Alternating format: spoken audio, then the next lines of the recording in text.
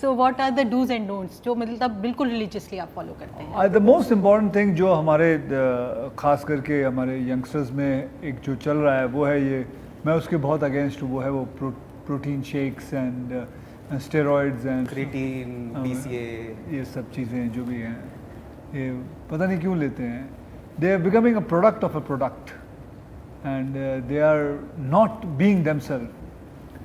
घी खाना भूल गए हैं, माँ का घर का खाना भूल गए हैं, दूध पीना भूल गए हैं, दही, लस्सी, रोटी, ये सब चीज़ें भूल गए हैं. वो एक और क्या होता है, उससे बहुत जल्दी वेट लूज कर जाते हैं ये लोग, and then that they think is the right way, but they forget there is lots of other problem which are attached to it.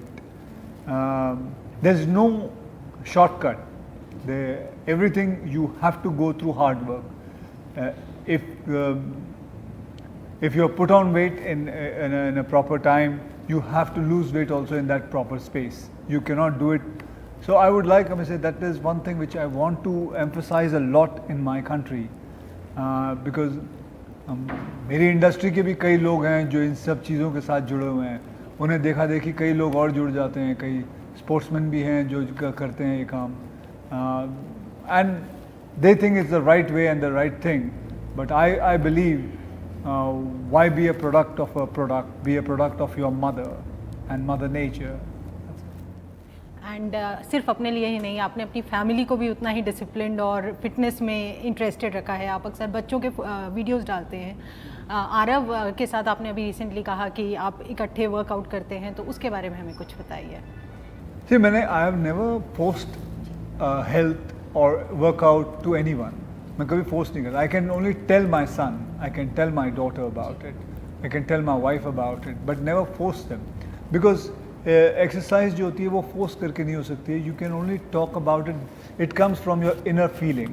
अगर अंदर से अंदरूनी खुशी है आपको करने के लिए, तो आपका जो एक्सरसाइज, जो आप 1 घंटे की एक्सरसाइज कर रहे हो, वो आपको 3 घंटे वाली एक्सरसाइज लगेगी, और you will start losing weight much faster. So there are many rules and regulations to it.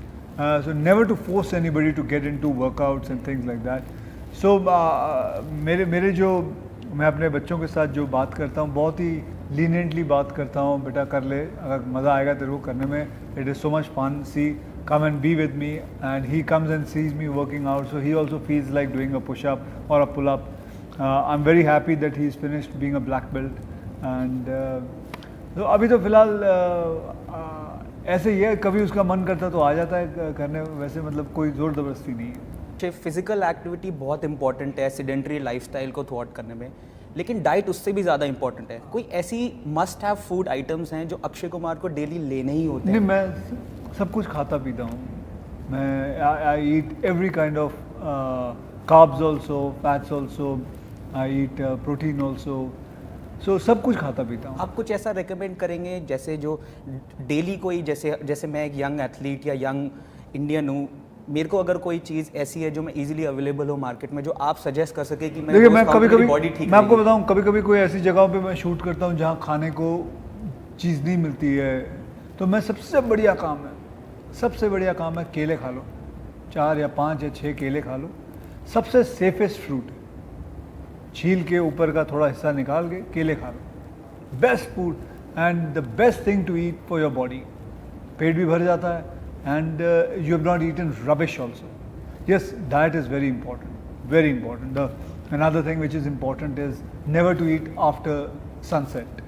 That is one formula which I have tried to follow all my life. कभी कभी हो जाता है, ऐसा नहीं कहता हूँ कि आई एम परफेक्ट, बट कभी कभी हो जाता है, but I try and maximum follow that.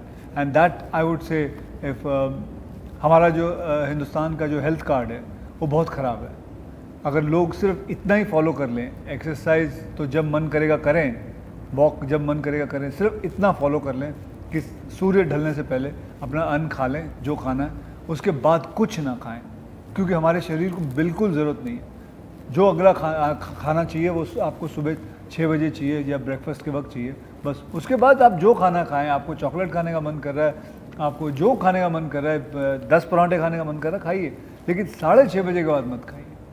और आप पीएम मोदी के फिट इंडिया मूवमेंट से जुड़े हुए हैं, आपको ये इनिशिएटिव कितना इंपॉर्टेंट लगता है कि एक फ्यूचर जिसमें एक फिटर इंडिया कामयाब हम उस फ्यूचर तक हम जा सकें?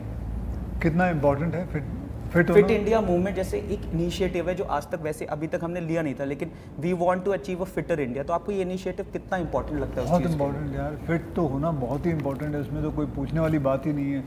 We have to be fit. चाहे आप स्पोर्ट्स के एडिटर हो, उसको भी फिट होना बहुत ज़रूरी है, थोड़ी कि सिर्फ उसको लिखना ही है। चाहे आप कुछ भी हो, you have to be fit. चाहे आप पॉलिटिशियंस हो, नाउडेज तो अब जैसे द प्राइम मिनिस्टर सब पॉलिटिशियंस को भी पकड़ के बोलते हैं, बेटे तू तेरे को योगा करना है, हर्षवर्धन सिंह तेरे को राठौड़। अपने आप को करना है, सबको मतलब फिट होना तो बहुत ज़रूरी है।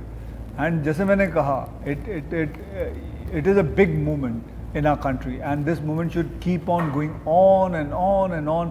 It is a very important thing. जैसे हमारा हेल्थ कार्ड बहुत ख़राब है, इसको उठाना बहुत ज़रूरी है। जैसा आपने कहा, स्पोर्ट्स हमें सिखाता है कि फेलियर से कैसे उभरना है।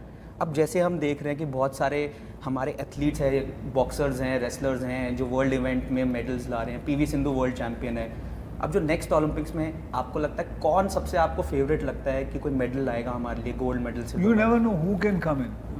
ऐसा तो मैं अगर पिन पॉइंट करूँ तो that will be wrong on my part, but they are all been practising and this Olympic is going to be good for India. It will be much better than how we have performed earlier. Yeah. Thank you so much Akshay. Thank you very much.